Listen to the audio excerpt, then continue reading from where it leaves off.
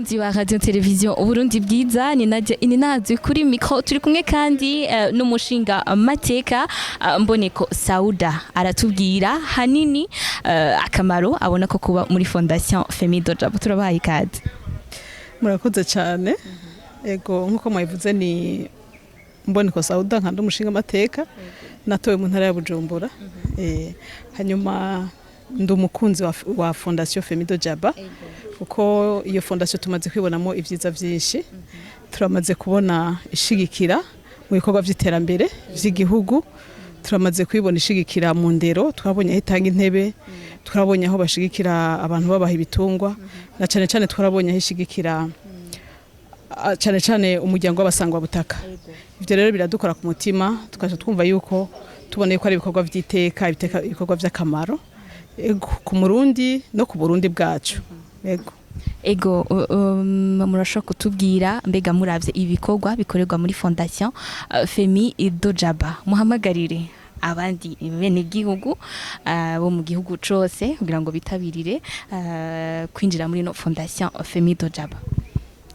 Ibikorwa muri Fondation Femido Jab turabikenguruka ko cyane cyane twarabonye ko umukenyezi afite ijambo, twabonye ko bashikira abakenyezi cyane. Aha ndafatira nko ku mugambi bashize imbere wa misi na karanga n'umugambi wadukoze ku mutima, aho twasanze bitwaretse cyane abasangwa butaka gushikaho biyumvira kubakura hasi kugira ngo babahamagare guhiganwa n'abandi bantu.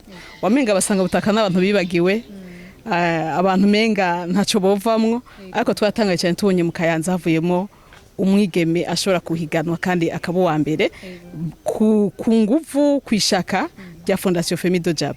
Rero twarabishimye cyane, tugahamagara n'abandi bakenyezi kubikunda, tugahamagara abandi bigeme gukunda fondation, kuko urumva ko ari fondation ikeneye ko bagaragara bakaboneka bakaja habona bakerekana ico bamaze, ko biratangaje kuva umutwakazi. Ni ikintu twumenga twumvise kuva kera umenga umuntu akengeretse, ariko kabona ko umutwakazi ashobora kuva hasi agahiganwa agatsinda abatutsi kaza agatsinda abahutukazi hama kabo wa mbere bikaryoha cyane. Hama kandi twaranezere ko bagumye bamushigikira bamufata mu mugongo, hama nkibaza yuko atari uwo wonyine bazoherukirako, bashobora gushigikira n'abandi kugira ngo bashobore kugaragaza ubutwari bwabo nk'abakenyezi, ubutwari bwabo nk'abigeme. Kuri ico nyene nakahe kajambo wobwira abandi bigeme uno munsi bacikumira bumva umengo ntiboja mu mahiganwa nkabo?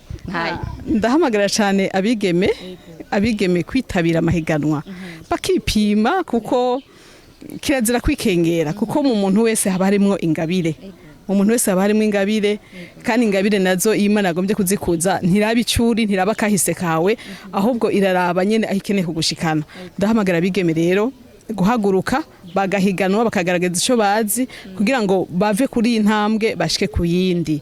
Hama ndahamagara n'abigeme cyane cyane, narumvise ko umugambi w'umutamuka w'igihugu yarahamagariye mu nama herutse, arahamagara abigeme bose guhaguruka niyo nka baje guhiganwa mu mugambi wa Miss Burundi.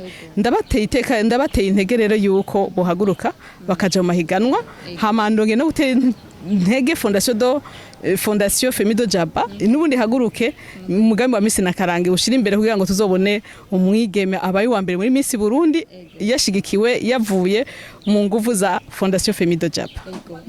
Umushinga amateka Mboneko Sauda tubashimire cyane. Murakoze cyane, murakoze, Imana ibahezagire kandi bahe gutera imbere. Murakoze cyane. Bakunzi ba Radio Televiziyo Burundi bwiza, mwandanye gukurikira ibiganiro bica kuri Radio Televiziyo Burundi bwiza, turabakunda cyane.